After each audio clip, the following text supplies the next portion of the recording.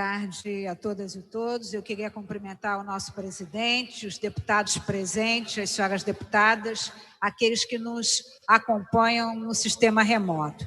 Presidente, no que se refere ao projeto 2051, antes de estabelecer minha análise sobre ele, eu quero registrar aqui o meu reconhecimento pela atuação da Secretaria Estadual de Saúde no enfrentamento do coronavírus.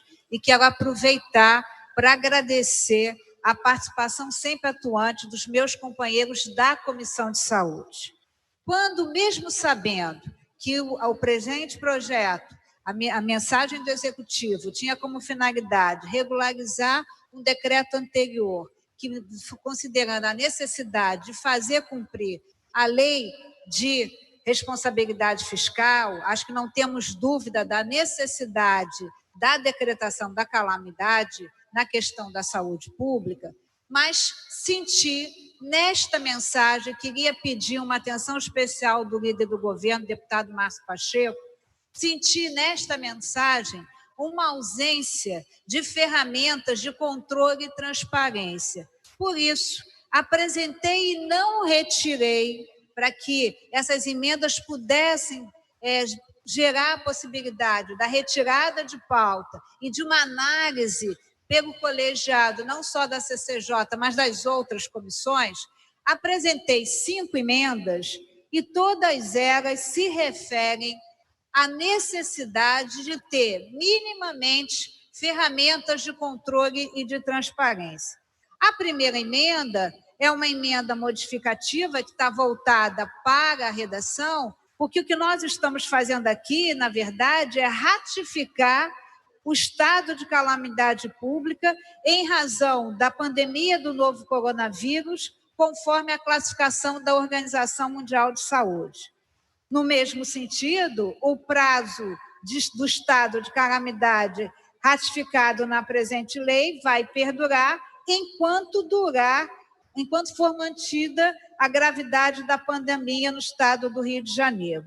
E aí, faço a primeira inclusão de uma indicação de controle de transparência, porque determino no artigo 2º que a cada 30 dias o Poder Executivo, por intermédio da Secretaria de Estado de Saúde, elaborará um relatório com dados técnicos que justifiquem ou não a manutenção do estado de calamidade na saúde pública. A terceira emenda é aquela que atinge de forma deliberada a questão da dispensa da licitação, que é uma das consequências dessa decretação do estado de calamidade. E, nesse sentido, nós colocamos que a dispensa de licitação, conforme é prevista no artigo 24 da Lei 8666 de 93, para aquisição de bens ou serviços enquadrados como ações emergenciais de saúde, deverão ter aprovação do Tribunal de Contas do Estado. Ainda que se pense na dispensa de licitação, o que desejamos nesse momento é que, minimamente, o Tribunal de Contas possa ser ouvido e possa se manifestar. Deputada Marta, me concede uma parte, por gentileza? Tudo que o senhor desejar. Primeiro, eu estava aqui no estéreo aqui dos dois lados, mas, por gentileza, deputada, o tribunal tem coisas lá, 12 meses, que estão emergencial em municípios, principalmente lixo, que eles não liberam os editais. Se a gente tiver que mandar para lá, infelizmente, vai passar o problema, que a gente quer que passe o mais rápido possível. Eu acho que tem que ter um entendimento de ter, dentro das regras, mesmo da calamidade, respeitar as regras. Como hoje Vossa Excelência me mandou uma matéria, eu reclamei na hora com o secretário e já falei agora com o líder do governo. Mas remeter ao tribunal, com todo respeito. Tem problemas, tem municípios que têm 180, 360, já passou 3 emergencial prorrogando sem o ok do TCE. Então, se tiver que mandar para lá, nós vamos amarrar a forma. Presidente, eu agradeço a sua manifestação e queria pedir ao senhor que o senhor aguardasse o término só porque nada na vida é feito aleatoriamente, tudo tem uma razão de ser. E a razão de ser está na medida direta do assunto que eu vou tratar em seguida, que pela manhã eu tive o cuidado de alertar Vossa Excelência. A penúltima emenda é que o Poder Executivo, já que nós somos o poder fiscalizador, nós temos que ter também um relatório contendo todas as ações emergenciais de saúde adotadas durante o enfrentamento do coronavírus. Lembrando aqui que tanto Vossa Excelência quanto eu fazemos parte de um gabinete de crise, que até então ainda não se reuniu e nem quero que se reúna, porque eu acho que a situação é emergencial e merece ações rápidas, mas também me preocupo muito com o papel desempenhado pelo Poder Legislativo na fiscalização dessas ações e no custo dessas ações. E, por último, a necessidade de se publicar, ainda que num site por meio eletrônico, a necessidade de se publicar um relatório de todas as medidas que foram adotadas. Para terminar, presidente, eu preciso apenas de 2 minutos, já que exatamente 1 minuto a mais do que Vossa Excelência fez o seu à parte. Eu quero dizer o seguinte, presidente, eu acho que toda medida de transparência é sempre muito bem-vinda. Portanto, nesse sentido, foram as minhas emendas pela transparência e pelo controle. Eu já tenho como premissa, e quem acompanha o meu mandato sabe, que eu não emendo por emendar, e que as minhas emendas têm uma cadeia de entendimento, e eu sou uma das parlamentares que zela pela transparência e pelo controle. Na data de hoje, um blog de muita repercussão contou 2 fatos gravíssimos, deputada Mônica Francisco, que tem muito a ver com as emendas que eu aqui sugeri.